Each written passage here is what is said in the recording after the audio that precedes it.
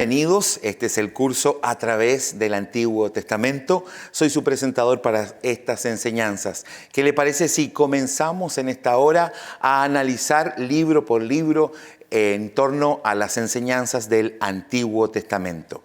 Comencemos por el libro de Génesis. La tradición en el judaísmo y la mayor parte de la historia cristiana ha atribuido la autoría del Génesis a Moisés. No hay evidencia significativa que sugiera lo contrario. A lo largo de las Escrituras, Jesús y los escritores del Nuevo Testamento se refieren a la ley, también conocida como la Torá o el Pentateuco, los primeros 5 libros de la Biblia: Génesis, Éxodos, Levíticos, Números y Deuteronomio, como esta es una autoría de Moisés. Vamos a situar el libro de Génesis en el tiempo.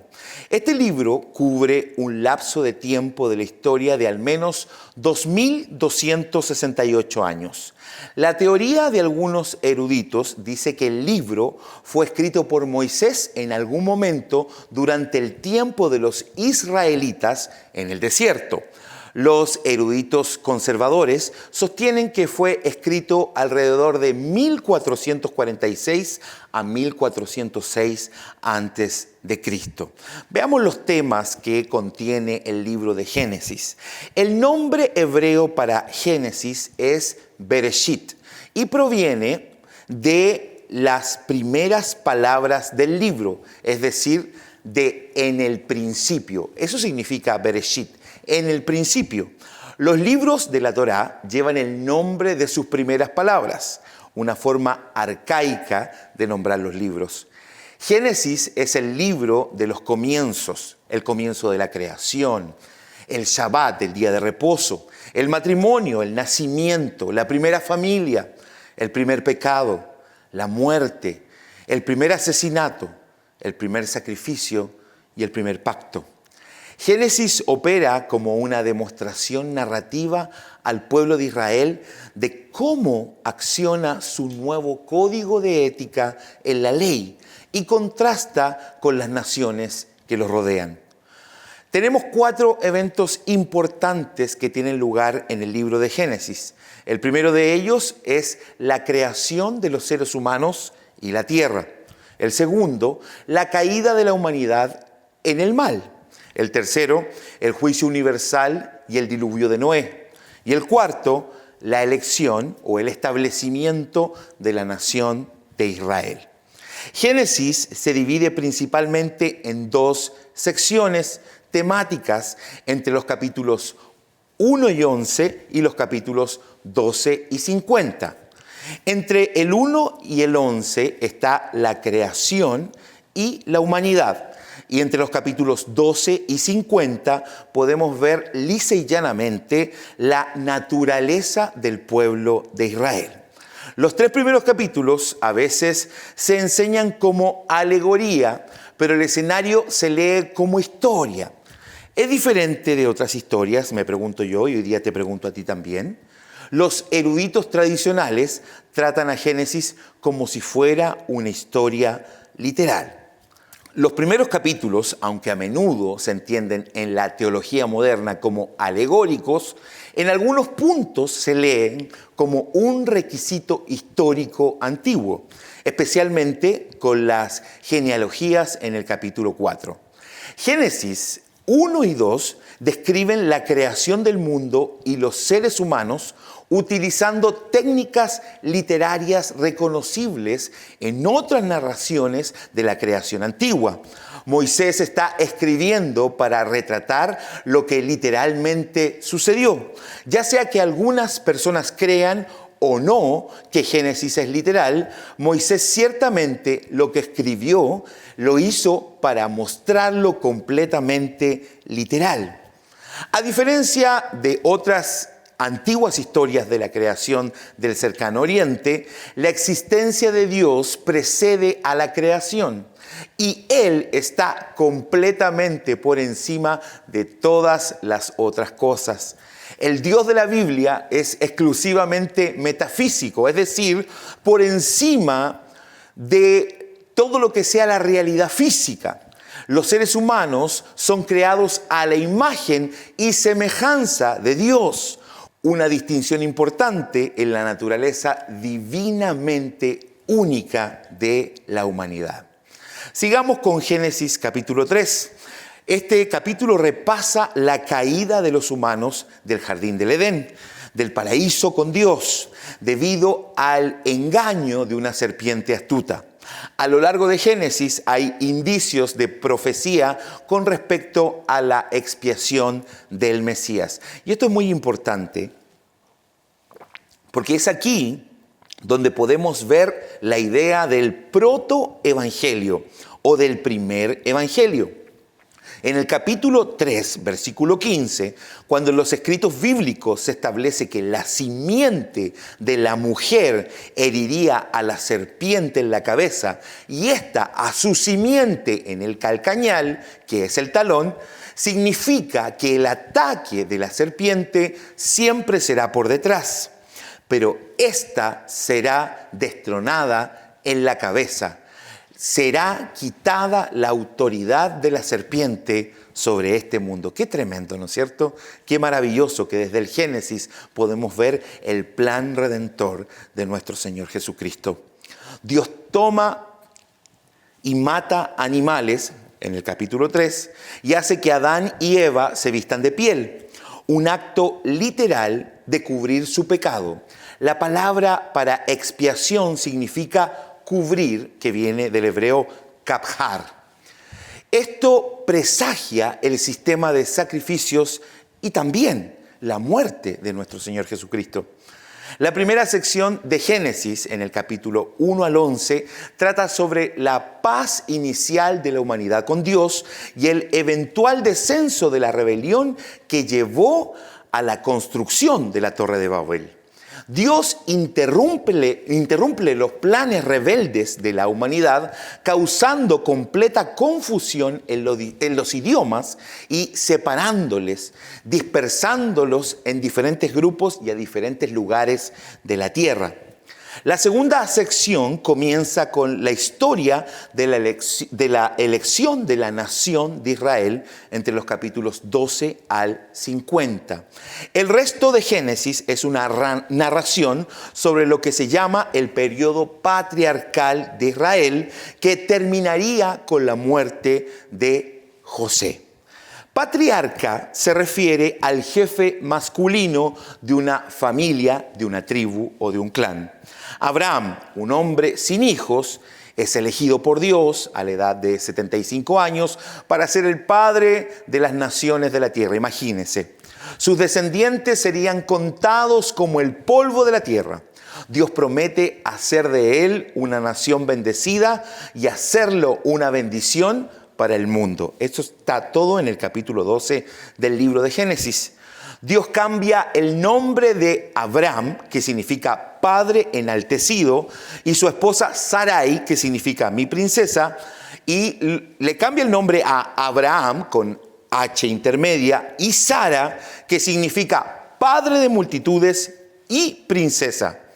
Sara fue una vez estéril, pero este cambio de su nombre sería una promesa de la bendición de Dios de que tendrían alguna vez un hijo. Abraham deja la tierra de sus padres en Harán para buscar el lugar hacia el que Dios le está guiando. Él ofrece un ejemplo de fe y confianza a Dios al dejar todo atrás y buscar una promesa que el Señor le entrega. Abraham y Sara tendrían al hijo milagroso, Isaac, en lo que parecería ser su vejez. Abraham tenía 100 años y Sara 90. La esposa de Isaac, o sea, del hijo de la antigua pareja, Rebeca, daría a luz a los hermanos Jacob y Esaú, siguiendo con la línea cronológica del libro de Génesis.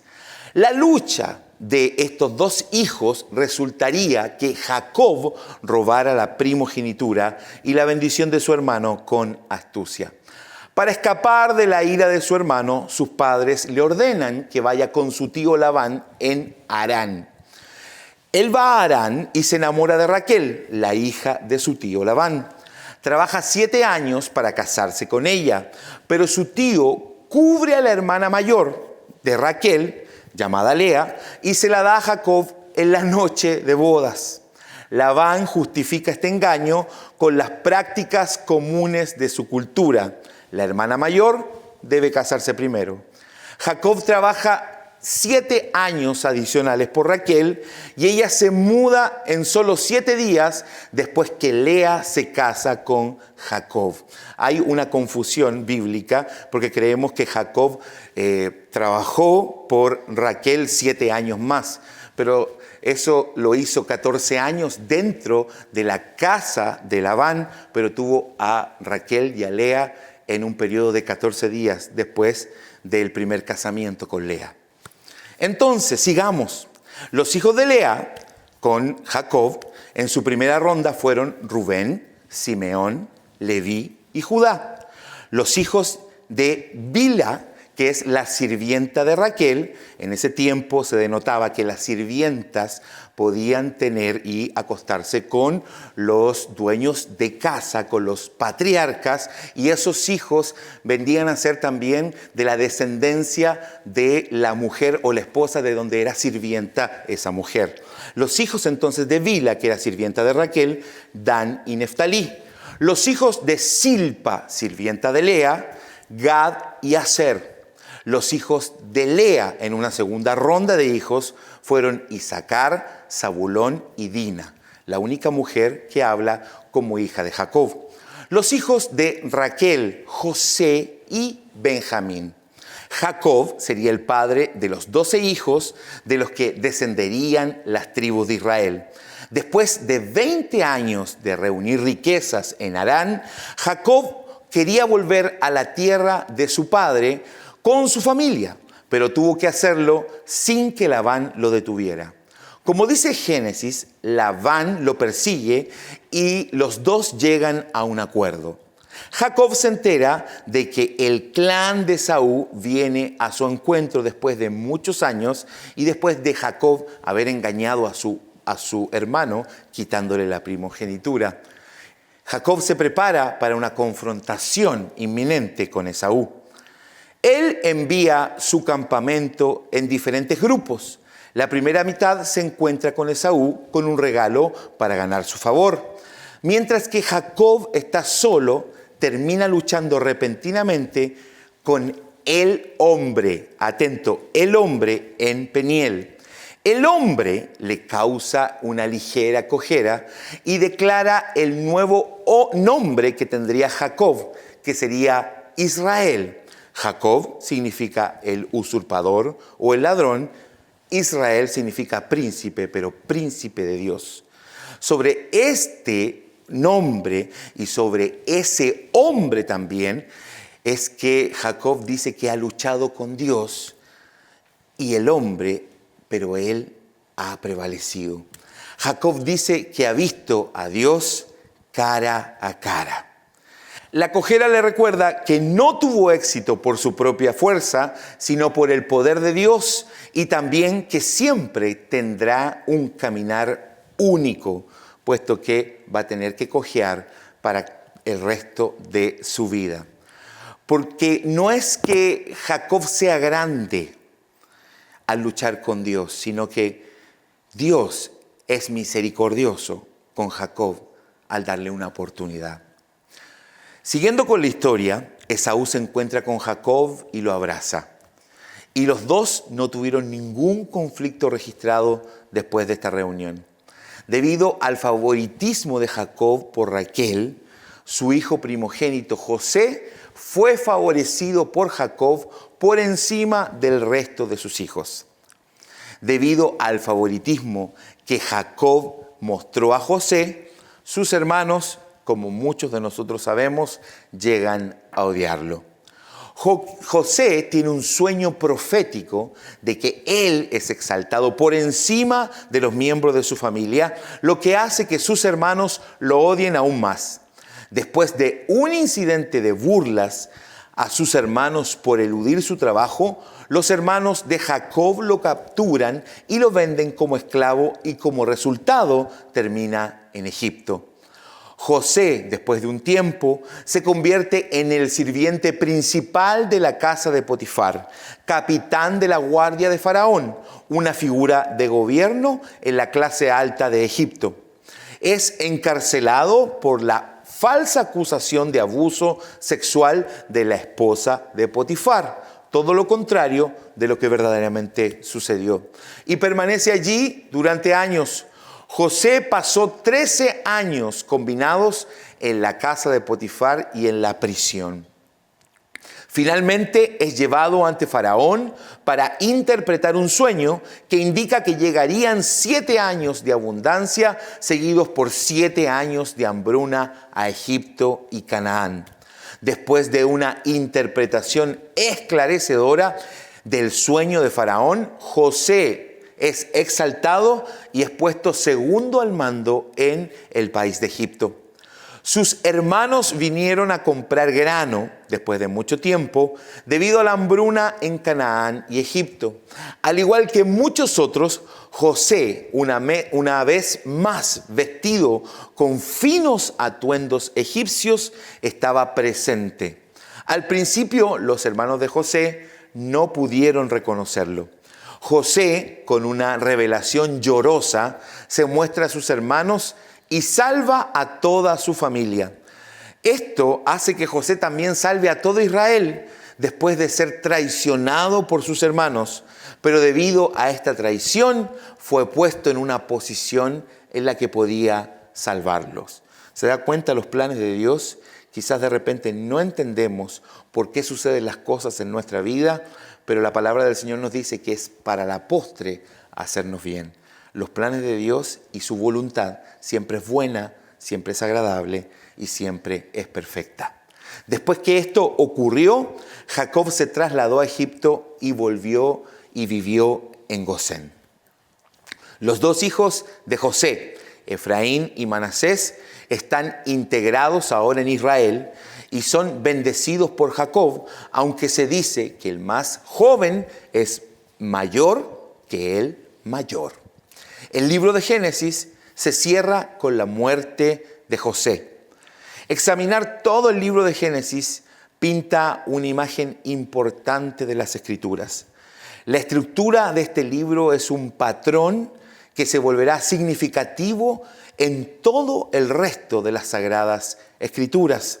En los capítulos 1 al 6, la situación va de perfecto a malo y de malo a peor. El asesinato y el pecado corrompen a la humanidad. La humanidad se vuelve tan pecaminosa que Dios tiene que inundar el mundo y salvar solo a los justos. Luego, incluso después de este reinicio, Dios tuvo que dividir a la humanidad debido a la Torre de Babel. Una vez que la humanidad está dividida, la historia se centra en la historia de Israel. ¿Por qué? De Eva vendrá un hombre que aplastará la cabeza de la serpiente, como hablamos al principio, en el protoevangelio, en el primer evangelio. Incluso si ésta le hiere el calcañal, de tu costado, dice la palabra, de tu semilla, un hombre te hará libre.